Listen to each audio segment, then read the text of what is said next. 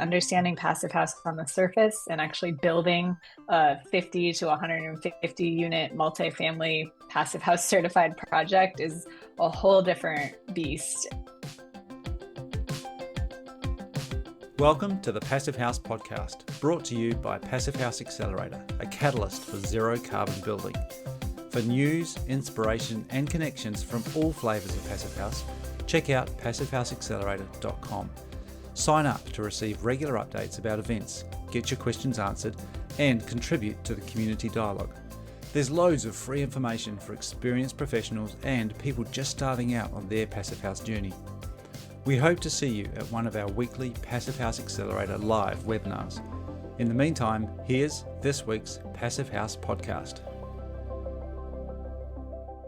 Welcome back to the Passive House Podcast. I'm Matthew Cutler coming to you from Auckland, New Zealand, and I'm joined again this week by Ilka Cassidy. How are you, Ilka? I'm doing well. Thanks.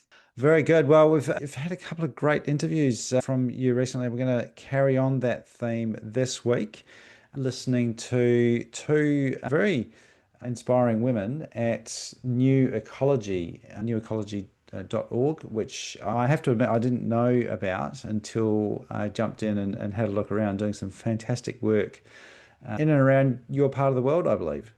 Mm-hmm.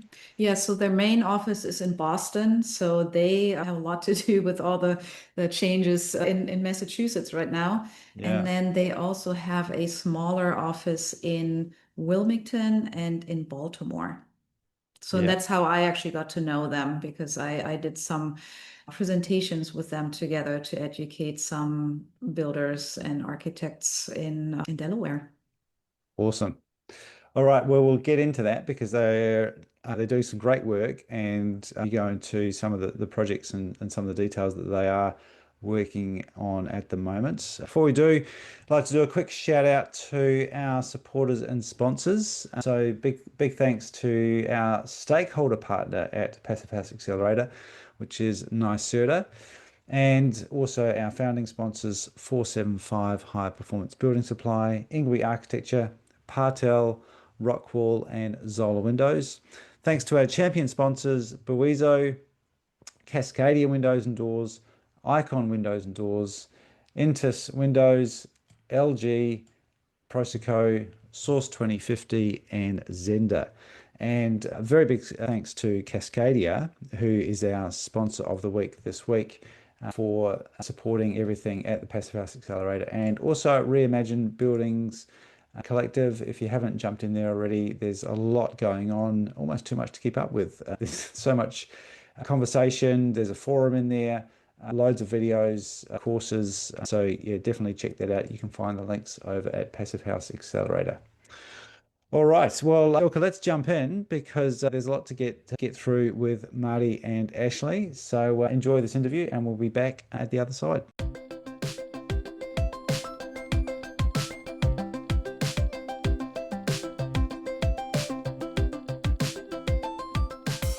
Welcome to the Passive House Accelerator Podcast. And today we're joined by Marty, Josten, and Ashley Wisse from New Ecology.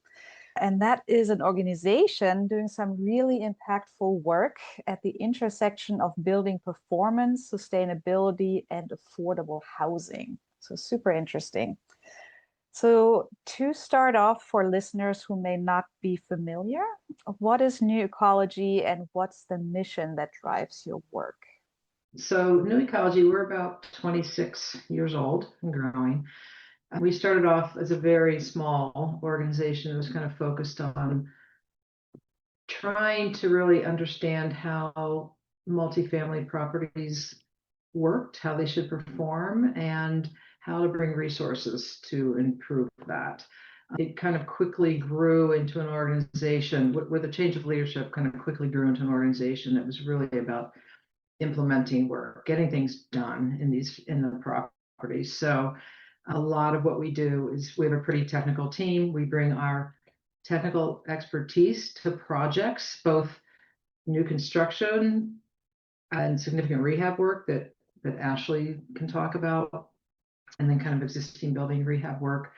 We also do work within communities to build capacity in different ways and with with entities that are doing workforce, entities that are operating their own programs and trying to build up their presence in the marketplace. So we try to hit on all of those things. We also try to be as comprehensive as we can with, including health issues and resiliency issues and everything that we do. But it's really a lot of it's focused on preserving affordable housing and making it better, healthier, more durable for the people that live there. And you kind of act almost like a consultant, right? To those. We do. It's an interesting model, and we are a nonprofit, and it's kind of the best of both worlds. So we've got fees for service work, but then we're also able to attract grant dollars that let us do a lot of different things. It lets us, bring our services to those who might not be able to afford the full freight of it as a consulting thing. It allows us to really kind of push on new ideas and new areas of interest to the funders. So it just lets us stretch in different ways that have really, we think have been and continue to be impactful in the marketplace.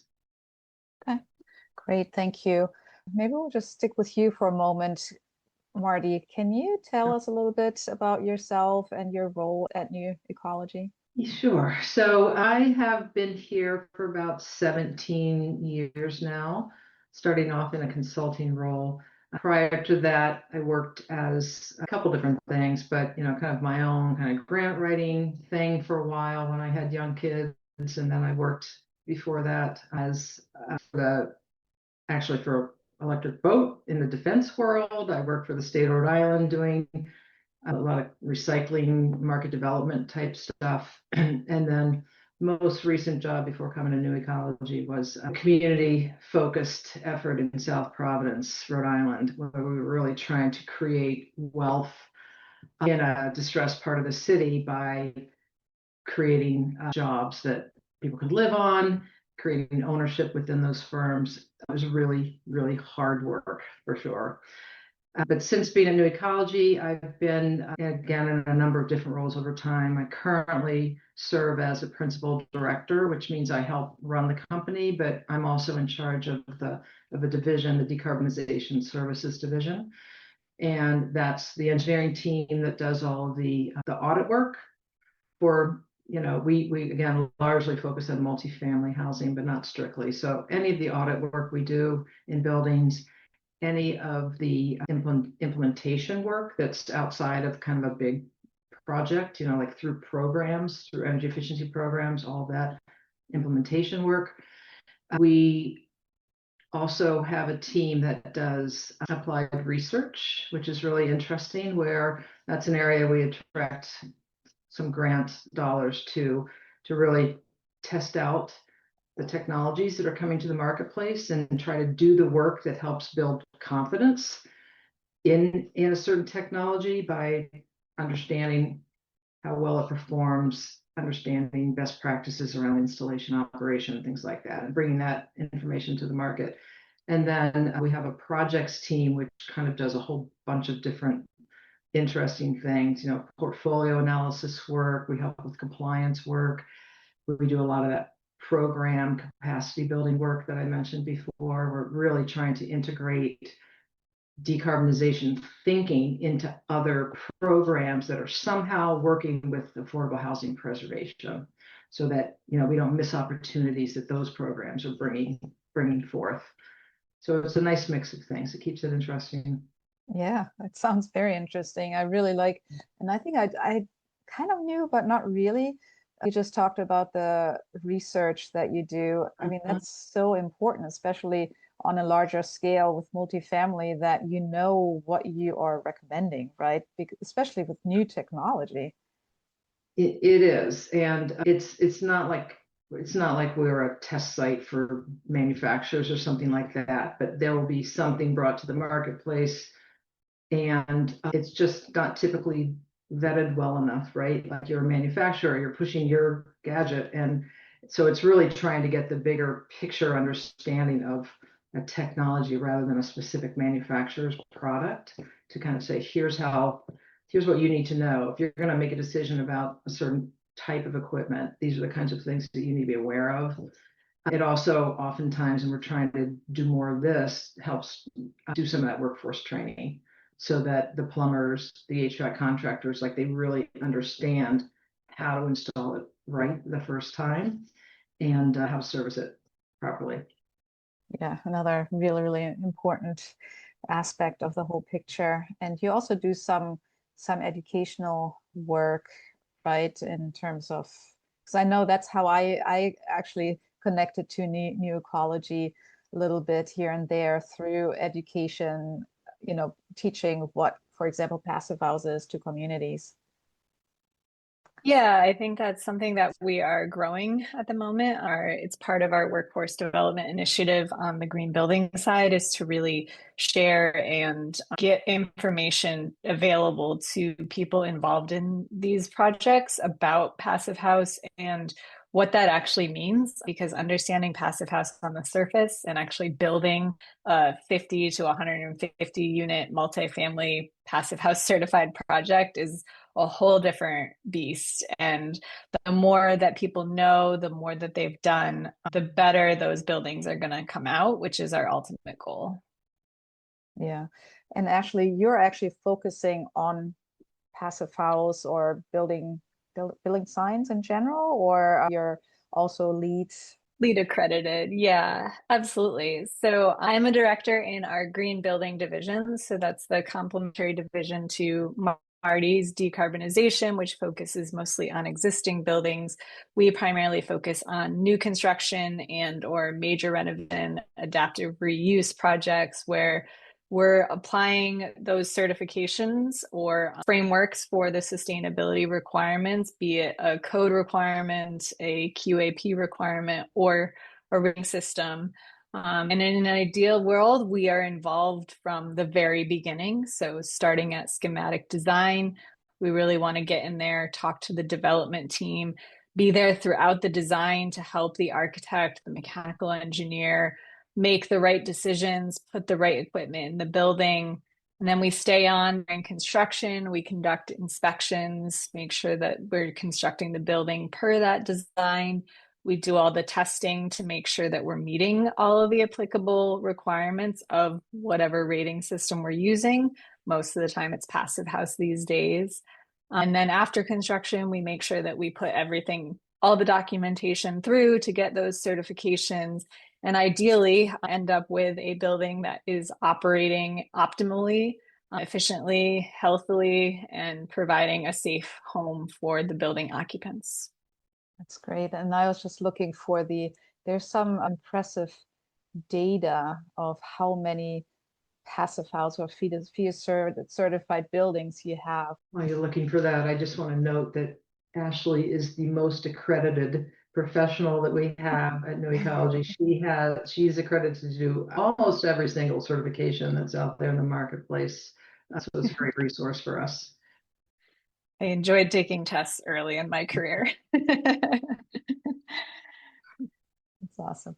So yeah, I found so the certified building statistics for New Ecology here is that you have for FIA's 22 FIA's final certified buildings and 26 FIA's design certified buildings. And then under LEED, there's like platinum 33, gold 56, silver 25, and certified 5. And additionally all the Energy Star and DOE and Net Zero Ready Homes. That's amazing. I mean, that's really impressive for sure. Thank you.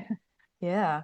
I mean, I'm just so glad that I have both of you here because you're painting such a broad picture of what New Ecology does in terms of overall just carbon reduction, but specifically towards energy performance of buildings. And so do you focus on embodied carbon as well? Because right now there's, I'm so happy that the operational embodied carbon kind of view got closer and closer, and it's not a single thing anymore. It's kind of always viewed together now.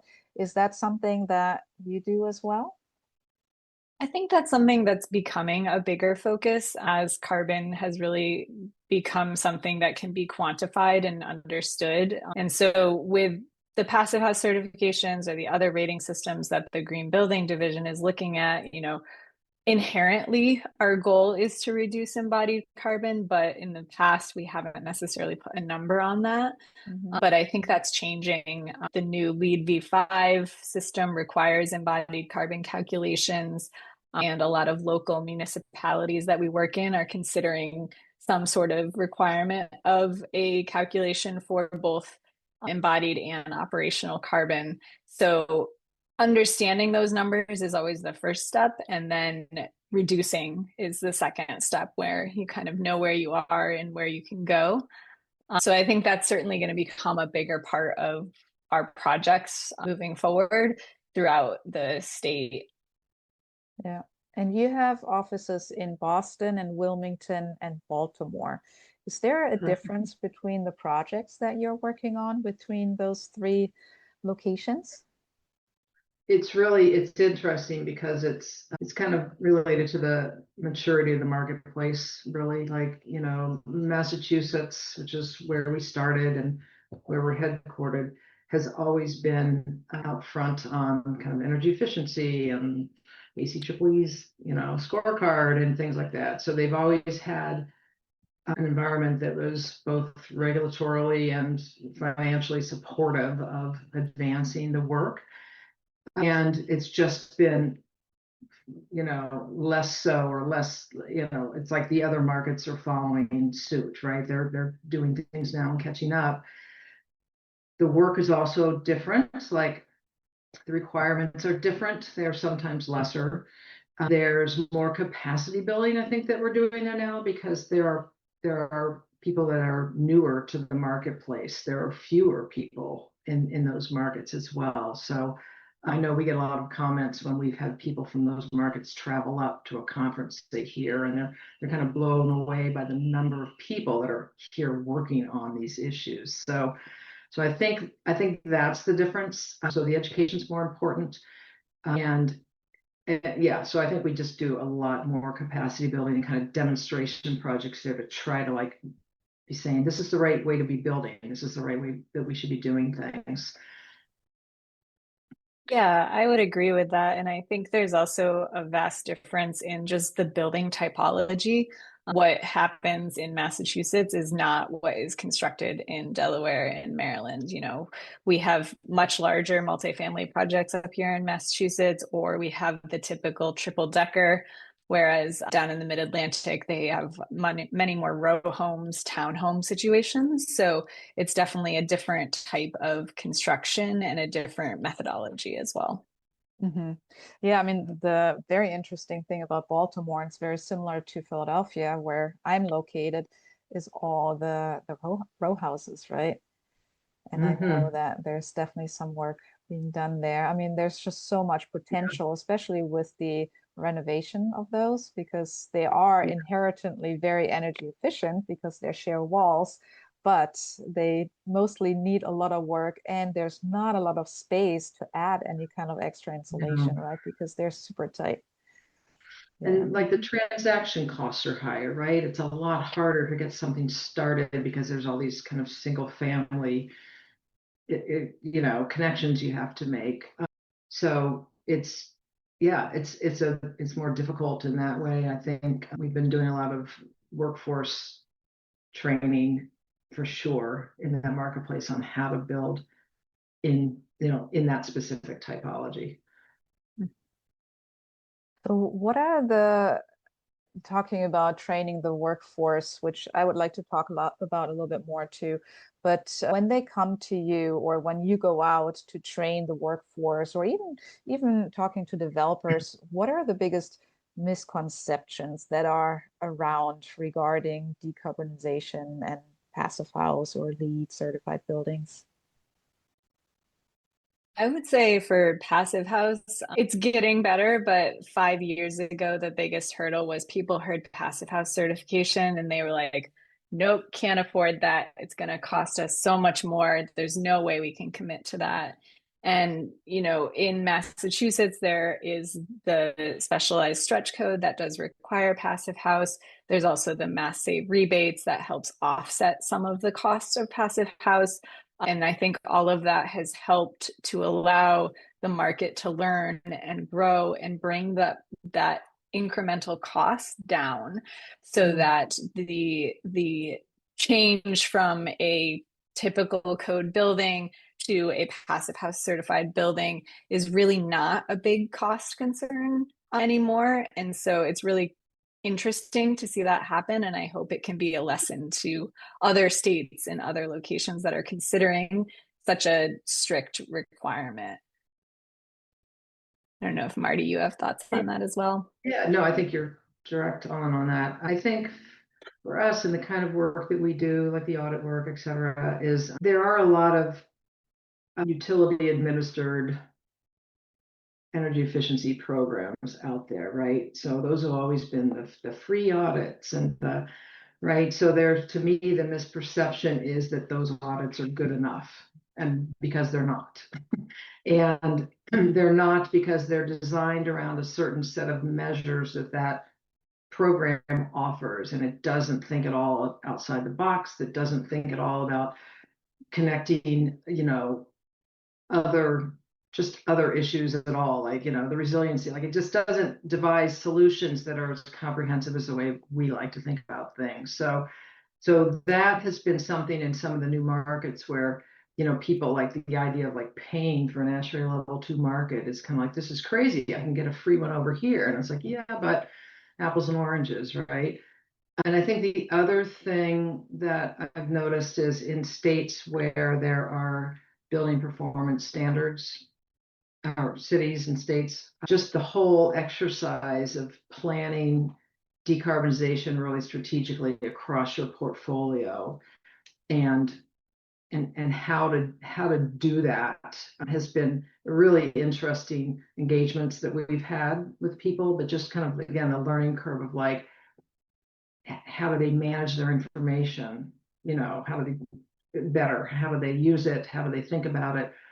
We try to help them prioritize things. What are their pain points or their levers of what they need to try to do first, second, third, and just trying to help them have a strategy that they can then move forward through as they try to comply with those standards.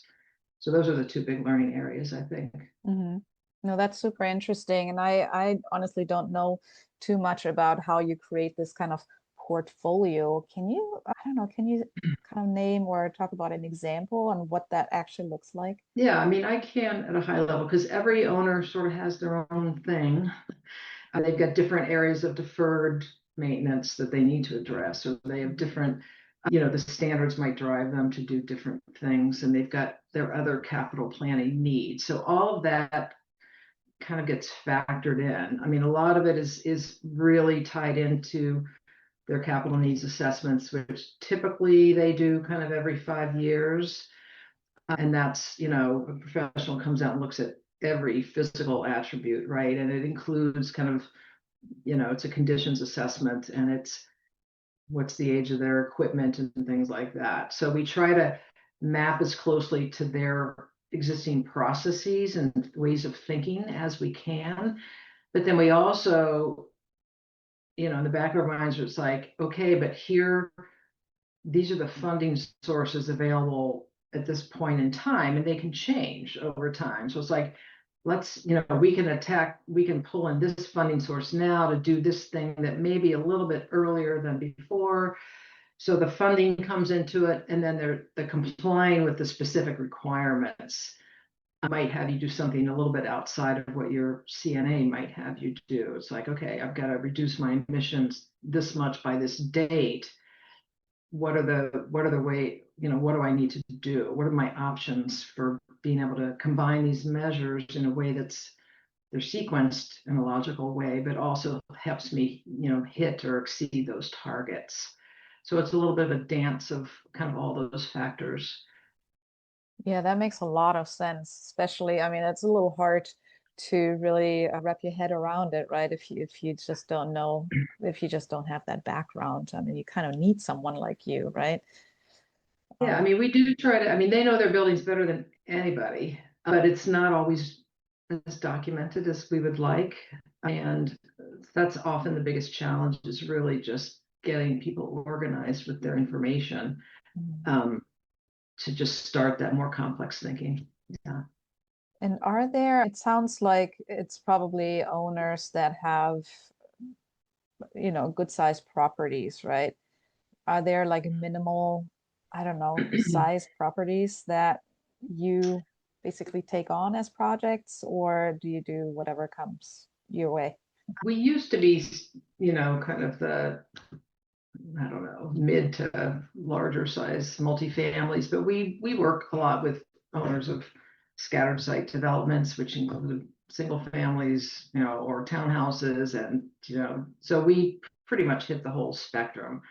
I can't say that we specifically serve individual homeowners. I think that's kind of where we've typically drawn the line. But we'll work with programs that are targeting, neighborhoods with single family homes. So we really have grown because it's a lot of the same thinking. It's just different approaches. Yeah. I think I would just add to that we do primarily focus on those mid-sized multifamily projects. And from the new construction side, what we've found is the cost of our services or the cost of a passive house certification, a LEED certification, et cetera, it's really hard to scale that down. When you start to get to the really small buildings, 20 units or less, you still have to do all the same paperwork. You have to do all the same testing. You have to submit all of the same stuff. And so there's just a base fee that sometimes is insurmountable for those really small buildings. And so we find that the 40 to 50 unit and larger projects are really where we start to see cost savings, and it really makes sense to apply those. Yeah, yeah. And you do one service that you offer as well is, and I think you've mentioned that, but I would like to talk a little bit more about that, is that you actually go on the construction site and work with the contractor, with the subcontractors to really teach them how does the air sealing work? Like how far in depth do you go and how does that work? Because that's pretty amazing. That's a great service. Yeah, that's one of our absolute requirements in order to implement things like Passive House, because without that education, we're not all on the same team, and they're just going to continue with construction as usual and maybe not pay attention to, well, someone else put a hole in the side of the building, but it's not my responsibility. So now there's just a hole there, and we have to figure out who's going to fill it. And so we try to come in as early as possible. We do a kickoff meeting with the general contractor. We provide tailored trainings to the air sealing sub, the mechanical sub, the foundation installation, the insulator, and make sure that they all understand that this is not something that we're just coming in and telling them they did something wrong. It's really a requirement of these certifications. And if we all work together, we can get to hopefully passing test results at the end.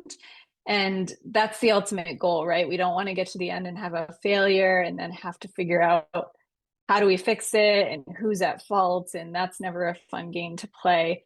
So if we can really get everyone working together from the beginning, sometimes that is, at this point, we've worked with teams multiple times. And so we start to understand our relationship together. We can work together.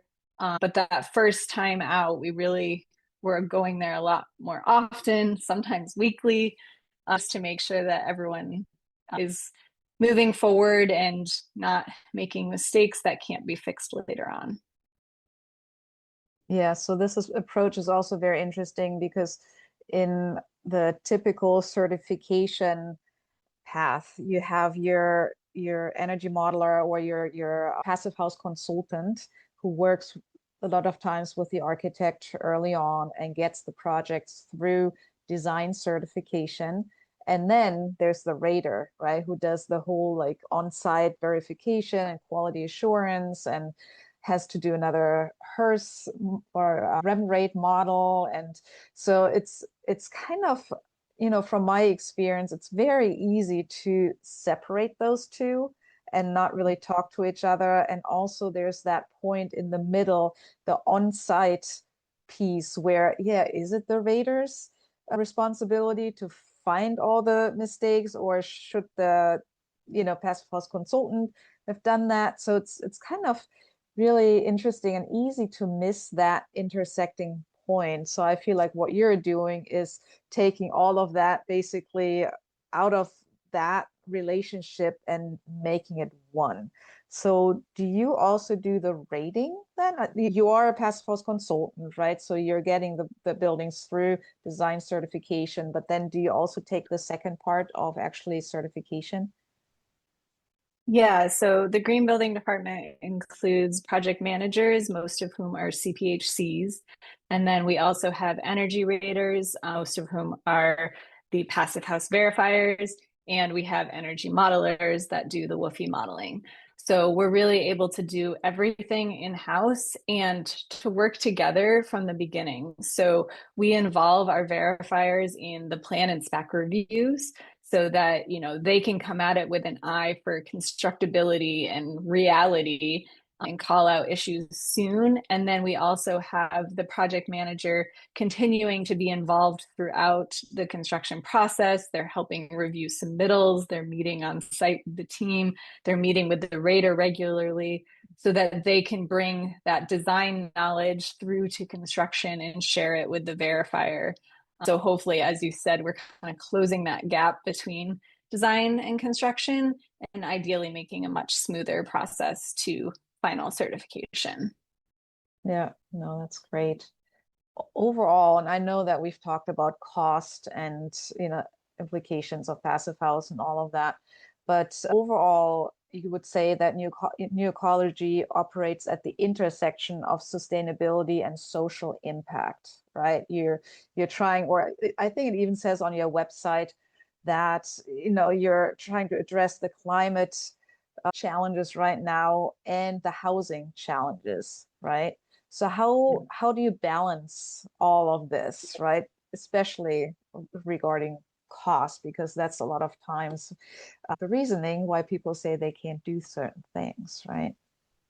I mean, that's a great question. What we're trying to do, so there are a lot of actors in all the markets we work in, but in particularly in Massachusetts, right? Trying to make sure that we create affordable housing, right? So we're not driving the creation of affordable housing, but we really want to make sure that it's healthy, that it's efficient, that it's resilient, et cetera. So, and to do that in the way that we like to do it, right? All that education that I actually just outlined, like it's a lot of education of trades as part of the job, right? So to do all of that can be expensive, and that's where on occasion, maybe not those projects, but other projects, we're able to draw on some grant dollars to help address the cost of our expertise, so that, because again, our mission is to try to make sure this stuff, it's all about climate change in these properties, all about tenant health, happiness, etc. So I don't know that we're really not directly involved in kind of the dynamic of the what it costs to create these projects, right? To build this way, other than our ability to sometimes draw on resources that help offset our soft costs as one element of the cost. That makes sense. Mm-hmm. Yeah, and I would just add that kind of what I spoke to before about helping the market learn and therefore driving down the incremental cost. I think that's an important part of it that helps reduce down the first cost of these projects. So then hopefully, ideally, reducing down the energy usage also keeps the operational costs down. We're dealing with a really unique climate at the moment where electricity prices are skyrocketing. And so helping our clients understand the true cost of switching from gas to electric or choosing an all electric building from the beginning is a really important thing, so that we're not setting them up for failure. Mm-hmm. Yeah, that is really important. And understanding, as you said, the big picture, because a lot of times what's happening too is that it's fairly easy to just kind of say, okay, heat pumps is the solution to everything. But if you just switch a building, low performing building, just even to a heat pump, it's just not really, it just doesn't work. Yeah, it's kind of borders on irresponsible to just think that, about that one thing. We definitely don't want to burden the residents with higher utility bills. So that's a huge thing that we and everybody that we work with is like, that's a top line thing. We don't burden the residents, which is a little tricky because sometimes you might be adding ventilation, right? You might be improving ventilation, you might be adding cooling. So just trying to just at least being mindful of the impact on the residents is very high on the list of what we need to think about. Yeah. So working on these projects, do you have any kind of lessons learned? Do you have any projects that went particular well or the other way? Yeah, I was thinking about this ahead of time. I mean, I think there's so many projects that we're really proud of, and that might be because they went really well from the beginning, and that might be because we were brought in later than we wanted, and we had to become doctors or super problem solvers late in the game. And I think what really helps us is having an owner or developer that's on our side and is there for the right reasons and wants to create a high performing, healthy building in the end. And as long as that's the driving force, we can always work together to get a good product out at the end of the day. Have you ever encountered where, and I think that happens a lot more probably on the single family side, where owners come to you or, to the professionals having all these ideas and wanting to do all these things, but one after the other, those priorities just disappear. Have you encountered that as well on larger scale projects? Absolutely. Yeah. And I think that's the one really unique thing about the stretch code requirement in Massachusetts is that it really flips that on its head and puts sustainability first. And so there are things that just can't be cut in a value engineering exercise or in a prioritization discussion. But, we also want to make sure that we're balancing everything. So we're making sure that we're getting a beautiful building and we're not just putting people in a lifeless box to live in. So we really want to make sure that all of those things are prioritized. Mm-hmm. So you're not architects though, right? You're not working on the design of the building itself, right? Some of our staff are architects, but we are generally peer reviewing architect designs. Okay. And we have engineering staff, but we don't serve as the MEP on a project, right? We're always in that review. Yeah. That's great. Yeah. Since New Ecology has been around for quite some time, like pre-stretch code, what was the impact once the stretch code was implemented on New Ecology or on your business, on New Ecology's business model? Has it changed a lot? I mean, I've been at New Ecology for 13 years. And when I first joined, stretch code was still pushing the requirements, but the standard in Boston, say, was for LEED certifiability. So at that point, we were doing a lot of the LEED certifications as well as HERS modeling to meet stretch code. And then that HERS score requirement just continually got ratcheted down. So I think it was 65 when I joined, and then it got ratcheted down to 55. And now we're at a point where it's at 45 or 42, depending on if you have gas or electricity.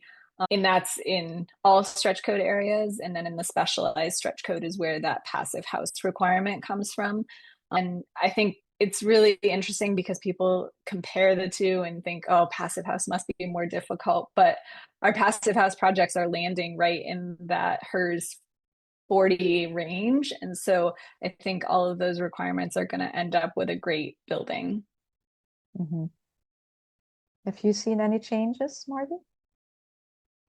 From stretch code?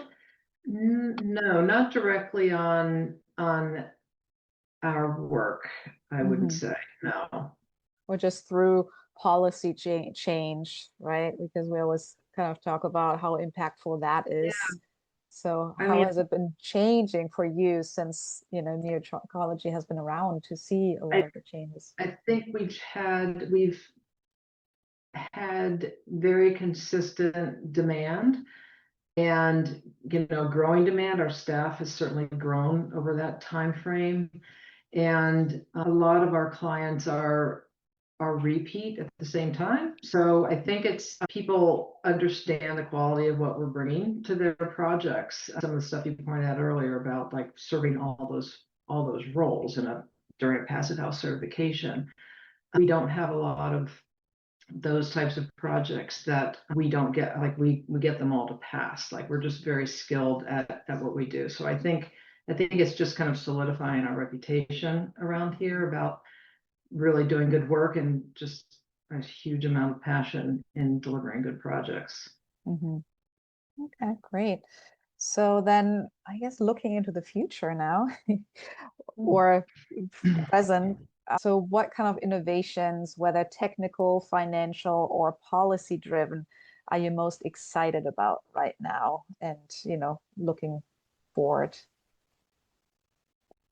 That is the question of the day. Everyone's looking for financial innovations. I mean, that literally is the question of the day, right? We thought we had federal resources that got yanked away, which was a big scramble to be like, okay, now what, right? And there continue to be threats on resources that we've had available to us. So I think I don't have any great answers to that yet because it's kind of fresh, us trying to figure that out.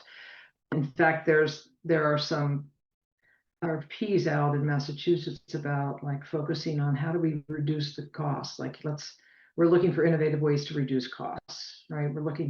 So I think it's the question everyone's trying to solve. Technically, kind of same. I think trying to, in that vein of reducing costs and on operating costs, like when we're working on these projects to try to meet these performance standards, we're just kind of always ruminating on how to combine things, how to sequence things. We've got some work now on a very simple technology, drain water heat recovery, and just trying to say, why aren't we using this more in our marketplace, and what should that look like in these different scenarios? So that's something that I'm really personally excited about because it's simple, it's fuel agnostic, it's no moving parts.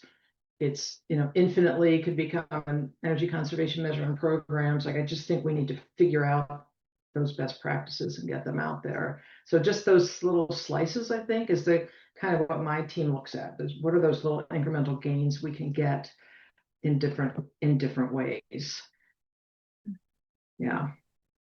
Yeah, and I think from the green building and more passive house certification side, I think the success of Massachusetts with the kind of carrot and the stick, so the code requirement and the mass save incentives to offset the cost of the code requirements, has really been successful. There's hundreds of projects that are going through Passive House certification in the state now, and I hope that can become an example to other states that it can be done. You can push your requirements to the limit, if you will, and people will learn, people will figure it out, and you'll end up with really good buildings. That's great. And one thing I know, Ashley, we just came back from the Building Energy Boston conference, right? And you were on the content committee as well. I think one thing that a lot of people talked about was the way you talk about sustainability or energy savings or carbon reduction is actually not to talk about it, right? That you just kind of do it. Is that something that Ecology kind of does? No, it's not. I think it depends on your audience, right? Like what's because we focus on sustainability, but there are all these other related benefits, and so it's kind of like what's going to resonate the most with your audience, right? If we're talking about preservation, or we're talking about resident health, or we're talking about resiliency, right? It all connects. So yes, we have learned to talk about it in different ways to try to get at what that entity, and it's usually like a foundation or something, right? Where it's like, what do you care about, and this is how this stuff all fits in there. Yeah. So yeah, no, I think I think it's a skill. You've got to learn, like everyone needs to learn how to talk about their work in different ways, especially kind of in this political climate. So yeah, for sure. And then the last thing, Marty, I saw that you are actually going to be a presenter at the Sustainability Symposium here in Philadelphia. Is that correct? it is correct. Just part of a panel. Oh, okay. Yeah. So what are you presenting about or talking about? It's really a panel. It was organized by Cassius Peeler at IMT under a project that we have funded by the William Penn Foundation. And it kind of grew out of what we had hoped to be doing under the GRF funding, which was kind of connecting with what lenders need to understand about what we're doing, and how do they, just kind of understand decarbonization and what makes a good project. And so it's kind of that realm of conversation and talking about good projects that maybe had some innovative financing strategy. So we're back to kind of all right, how do we integrate our goals into what other people do as a matter of course, right? So lenders is sort of a new frontier. We've actually got some work that we're hoping to do with lenders on looking at their portfolio as well, because they have their own portfolios. It's a different approach than an owner's portfolio, but trying to de-risk it, right? Climate issues, trying to make sure that they're getting the returns they expected and things like that. Yeah, that's super interesting.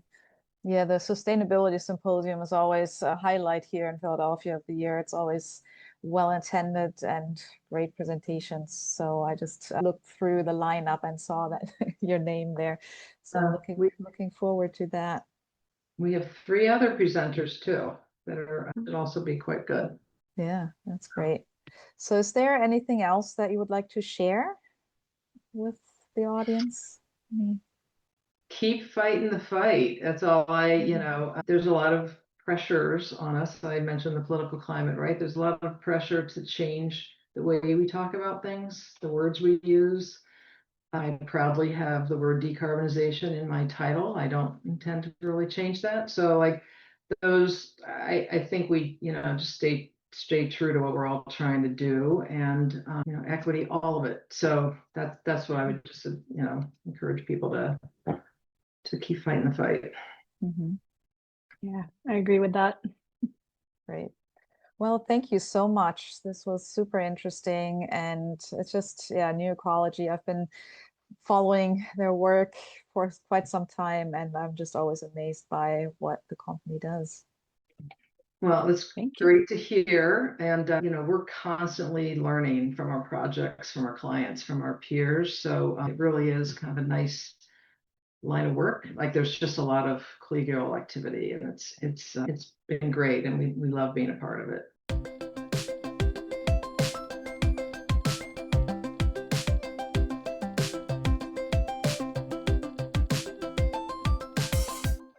And that was Marty, Josten, and Ashley Wisse from New Ecology. Fantastic organization doing some really great work. Really great to know that organizations like that exist, and that there's people willing to engage them for that work and what they do. What were your highlights, Ilka? Well, I mean, just them as an organization. I mean, I've known about them for a little bit, and as I said before, I was lucky enough to do a couple of presentations with them together, and yeah, just to learn more and more. I feel like every time I talk to someone who works for New Ecology, I see a different side of it. There's such a wide range of what they do, and from so many different sides, and it's just amazing. And for me, I think the one thing I mean, there are a lot of things that were very, very interesting from talking to them in the interview.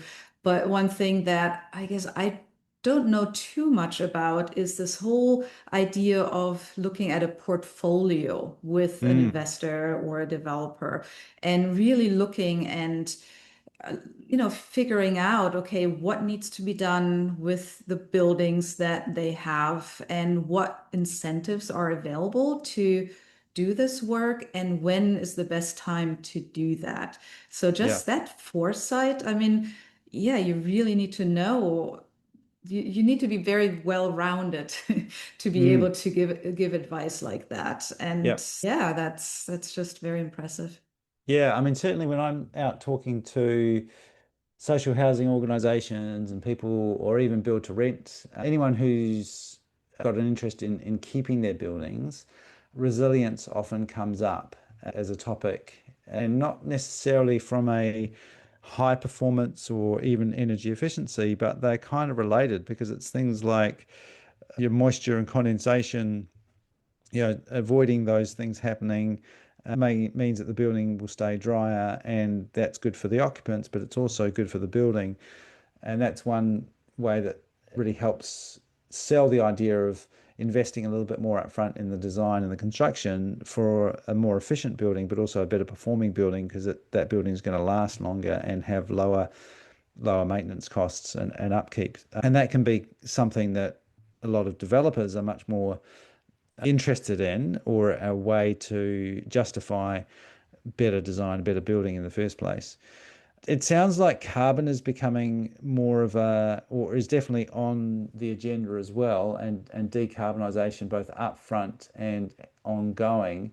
And that's one of their New Ecology's other services, which is encouraging that people are starting to think about that. I think for me, it feels like it's gone a little bit off the boil just recently with people being very conscious about cost of everything. But those things are related, and it seems that there is a bit more interest in, or there's an ongoing interest in, both upfront carbon and operational carbon. And then I guess the other thing for me was just the related to that, climate smart communities is the other service offering that they have, and resilience is increasingly a big topic of discussion, separate to sustainability, which something that it seems like they get engaged with.